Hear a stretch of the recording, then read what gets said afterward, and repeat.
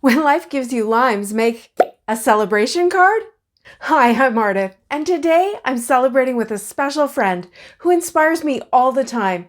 And you know I love to use limes to get the look with what I have. If you've been here before, you know that LIMES is an acronym that helps me analyze my inspiration and figure out how to change it up to make it my own. Let's start with my inspiration. My friend Jess made this card a while ago. First, I'll list all the elements. This A2 card has 2 shades of aqua, white, and gold accents.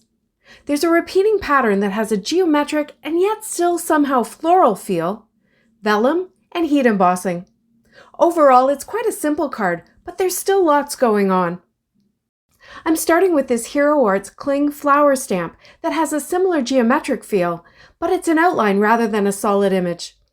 To create a pattern, I'm going to need to stamp it repeatedly, and to do that, I'm going way back to our pre-Misty days with this odd little tool called a Stamp-a-majig. It works with both woodblock stamps and any clear or cling stamp that you have on an acrylic block. Here's how to use it. Put a piece of acetate into the corner of the tool. Thicker acetate works better if you have it, because it won't slip around as much, but use whatever you have. Just make sure it's snug right up in that corner. Then stamp your stamp onto the acetate with black ink, making sure that the corner of the acrylic or woodblock is also right in that corner. Now put the acetate onto the piece of cardstock you're using and position it exactly where you want it. Put the tool back so that the acetate is right in the corner, then remove the acetate without moving the tool. Hold the tool in place while you stamp it down with the block also right in the corner, using whatever ink you like. I'm using Wow embossing ink because I'm going to heat emboss my stamping with gold powder. If you're using regular quick drying ink, you can continue on, but because I'm using sticky embossing ink, I'm going to emboss each time so I don't smear the ink with the acetate.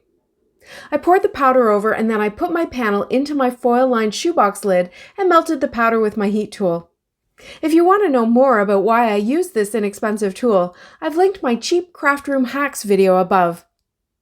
Once everything's melted and cool, I simply put the acetate back down, rotating it so the pattern will kind of fit together, and then I repeat the steps. I put the tool back in place, take away the acetate without moving the tool, and then I realized that I'm not 100% sure which way this stamp goes back into the tool. I futzed around with it a bit until I figured it out, and then I stamped it down. And before I went any further, I added little sticky notes to both the acrylic block and the acetate with arrows pointing to the top. As I said, this step should be done earlier if you need it. You won't have this problem if you're using a less symmetrical stamp, or even if you just place it less symmetrically on a less symmetrical block. Anyway, this time, because I stamped on both ends of the cardstock, there's no overlap between the 2 images, and I can do more than one before adding the powder and melting it. With a cling stamp, you could probably figure out a way to do this with your Misty by counting the squares you need to move it. But because I also wanted to rotate the image a bit to fit them together more closely, I figured this would be easier. I filled in the rest of the panel with some more flowers, this time going off the edge.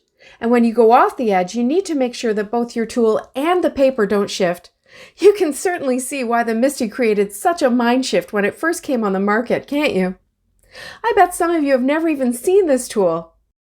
Like many old school methods, this one works if you know what you're doing and if you're careful, and a little patient.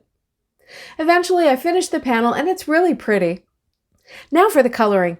Once again, I'm doing something a little different.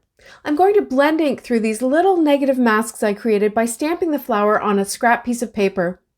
I start with the larger petal and my lighter ink, and I flip the mask over just in case that black ink isn't completely dry, so I won't smear it into my Catherine Pooler Cummerbund ink. Normally I would color something like this with my Copic markers, but Copic tips don't always like embossing powder.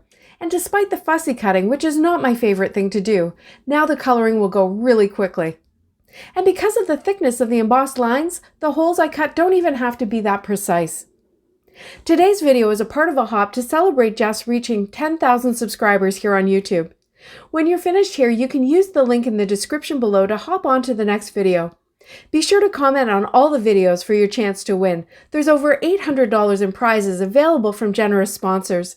There's more details on my blog, which I've also linked below. I went back in with Aquatini ink, which is darker, and I did the inner petals of the flowers using the same method. When all the flowers were colored in, I blended more Cummerbund ink around the edges of the panel to give a softer, more monochrome look. All this ink blending opens up one of my favorite ways of adding some sparkle, which is so appropriate since Jess's blog is called All the Sparkle. And that's Avery Elle Clear Shimmer Spray. When I spritz it on, I get a beautiful shimmer, and it softens the colors and the blending. It looks fabulous with this elegant design, and it's definitely in my top 5 crafty products list. I trimmed the panel down to a 4-inch square, and now I'm figuring out which essential circle die I should use to add a frame to my center flower. These dies cut their own frames, and by leaving the frame off the card, I'll create some negative space, which is a great way to add some subtle visual interest to a design, in this case by emphasizing the circular shape of the flower. My sentiment is a stacked up Celebrate die from Catherine Pooler Designs. I embossed the top layer with the same gold powder that I used in the background.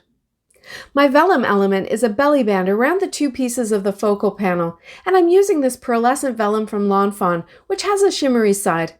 I was careful when I was gluing it in place to make sure that the pretty side was going to be visible. Then I just popped everything up on a white card base and added some gold sequins. Now let's evaluate. I included aqua colors, gold accents, a geofloral pattern, vellum.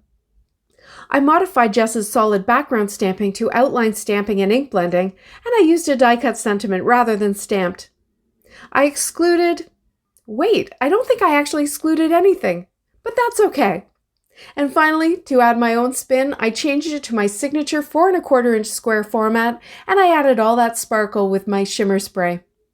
Side by side, I think the connection is clear, and this baby's already in the mail to Jessica. Now it's time to leave a comment for a chance to win, and then use the link below to hop to the next video. Thanks so much for watching.